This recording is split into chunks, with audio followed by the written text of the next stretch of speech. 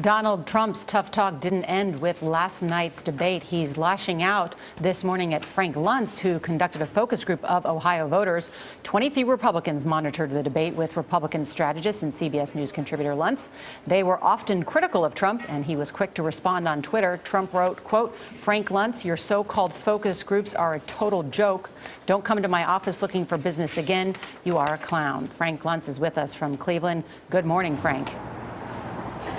Good morning. I've been called a lot of things in my life, but I've never been called a clown, and those focus groups are accurate.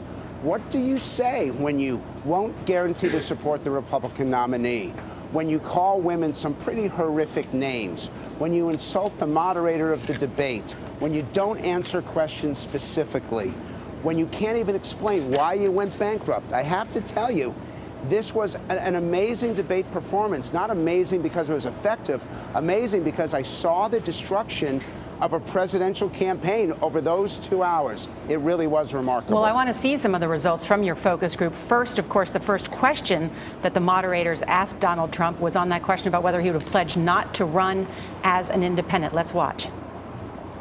Raise your hand now if you won't make that pledge tonight. Mr. Trump. So, Mr. Trump, to be clear, you're standing on a Republican primary debate. I fully understand.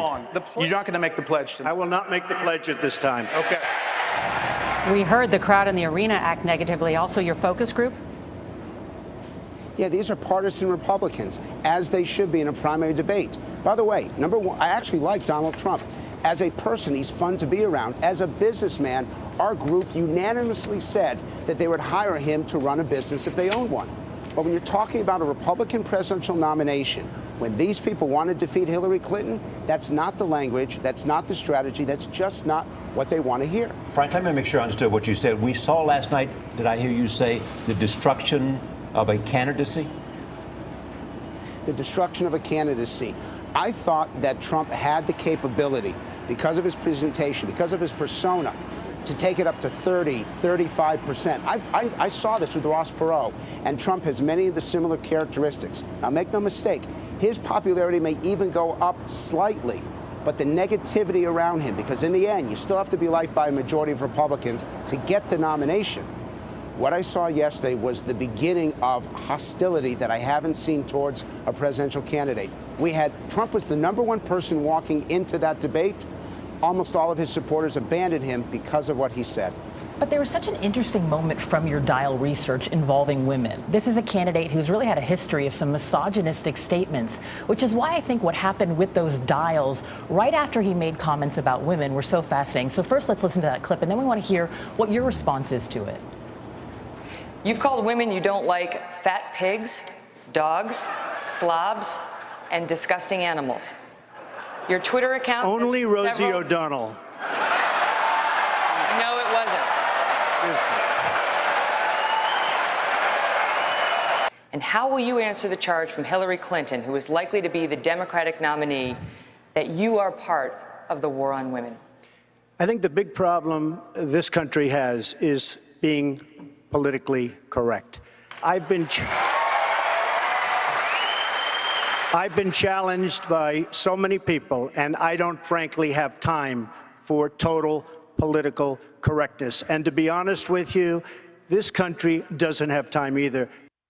I don't think that second dial really surprised that many people, but the first one was surprising. Why do you think people connected with that? Because Republicans don't like Rosie O'Donnell. She was very famous in her hostility towards guns and hostility towards the NRA. Remember, this audience is a Republican audience, and they are reacting to Republican language, Republican rhetoric from Republican candidates. So you take a shot at Rosie O'Donnell, they like it, and they hate political correctness. So I want to be fair. Donald Trump had good elements last night. But when he would not guarantee that he was supporting the Republican nominee, when he could not answer those 4 bankruptcies, that was too much for a number of his supporters and too much for the group overall. Frank, other than Donald Trump, what was the most important element among the people that you tested coming out of last night's debate? One of them was Carly Fiorina. They got a chance to see some of her comments from the earlier debate, and they loved it. Second is that any candidate that showed the comparison between themselves and Hillary Clinton, which did not happen that often yesterday, that candidate did well. And third, national security. I know we always talk about economics. National security is really important to these Republicans, and they're going to be paying very close attention to the candidate that they think is toughest on ISIS and will absolutely reject this Iranian agreement. Frank Luntz, thank you.